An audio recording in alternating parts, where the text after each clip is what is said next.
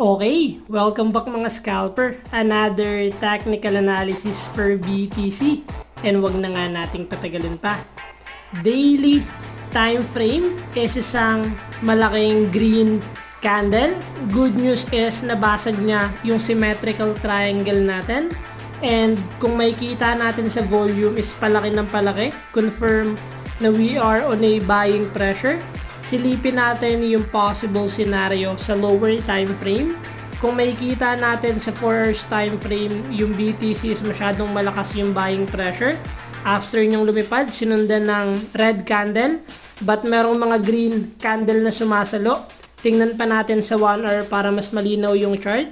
Kung makikita natin, meron tayong resistance area here. Meron tayong fake out since naging weak lang siya and nag-close below resistance area.